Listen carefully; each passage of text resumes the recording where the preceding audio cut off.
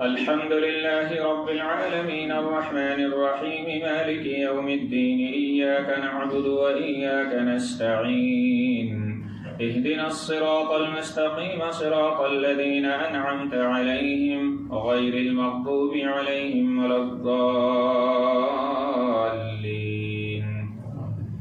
وكذلك عثرنا عليهم ليعلموا أن وعد الله حق وأن الساعة لا ريب فيها إذ يتنازعون بينهم أمرهم فقالوا ابنوا عليهم بنيانا ربهم أعلم بهم قال الذين غلبوا على أمرهم لنتخذن عليهم مسجدا سيقولون ثلاثة رابعهم كلبهم ويقولون خمسة سادسهم كلبهم رجما بالغيب ويقولون سبعة وثامنهم كلبهم قل ربي أعلم بعدتهم ما يعلمهم إلا قليل فلا تمار فيهم إلا مراء ظاهرا ولا تستفت فيهم منهم أحدا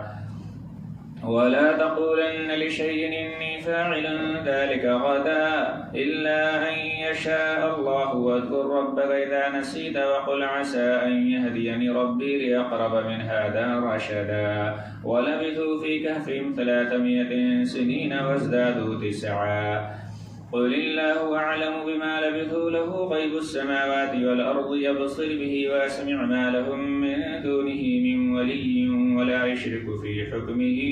أحدا واتل ما أوحي إليك من كتاب ربك لا مبدل لكلماته ولن تجد من دونه ملتحدا واصبر نفسك مع الذين يدعون ربهم بالغداة والعشي يريدون وجهه ولا تعد عيناك عنهم تريد زينة الحياة الدنيا ولا تطع من أغفلنا قلبه عن ذكرنا واتبع هواه وكان أمره فرطا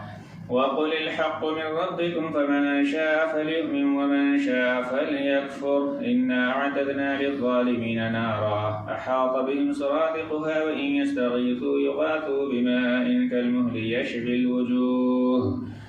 بئس الشراب وساءت مرتفقا إن الذين آمنوا وعملوا الصالحات إنا لا نضيع أجر من أحسن عملا أولئك لهم جنات عدن تجري من تحتهم الأنهار يحلون فيها من أساور من ذهب ويلبسون ثيابا خضرا من سندس واستبرق متكئين فيها على الأرائك نعم الثواب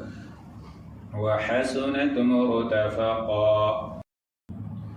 واضرب لهم مثل الرجلين جعلنا لأحدهما جنتين من عناب وحففناهما بنخل وجعلنا بينهما زرعا كلتا الجنتين آتت أكلها ولم تظلم منه شيئا وفجرنا خلالهما نهرا وكان له ثمر فقال لصاحبه وهو يحاوره أنا أكثر منك مالا وأعز نفرا ودخل جنته وظالم لنفسه قال ما أظن أن تبيد هذه أبدا وما أظن الساعة قائمة ولئن رددت إلى ربي لأجدن خيرا منها منقلبا قال له صاحبه وهو يحاوره وكفرت بالذي خلقك من تراب ثم من نطفة ثم سواك رجلا لكن هو الله ربي ولا أشرك بربي أحدا ولولا إذ دخلت جنة قلت ما شاء الله لا قوة إلا بالله إن ترني أنا أقل منك مالا وولدا فعسى ربي أن يؤتيني خيرا من جنتك ويرسل عليها حسبانا من السماء فتصبح صعيدا زلقا أو يصبح ماؤها غورا فلن تستطيع له طلبا وأحيط بثمره فأصبح يقلب كفيه على ما أنفق فيها وهي خاوية على عروشها ويقول يا ليتني لم أشرك بربي أحدا ولم تكن له فئة ينصرونه من دون الله وما كان منتصرا هنالك الولاية لله الحق هو خير ثوابا وخير عقبا واضرب لهم مثل الحياة الدنيا كماء أنزلناه من السماء فاختلط به نبات الأرض فأصبح هشيما تذروه الرياح وكان الله على كل شيء مقتدرا المال والبنون زينة الحياة الدنيا والباقيات الصالحات خير عند ربك ثوابا وخير أملا ويوم نسير الجبال وترى الأرض بارزة وحشرناهم فلم نغادر منهم أحدا وعرضوا على ربك صفا لقد جئتمونا كما خلقناكم أول مرة بل زعمتم أن لن نجعل لكم موعدا ووضع الكتاب فترى المجرمين مشفقين مما فيه ويقولون يا ويلتنا ما لهذا الكتاب لا يغادر صغيرة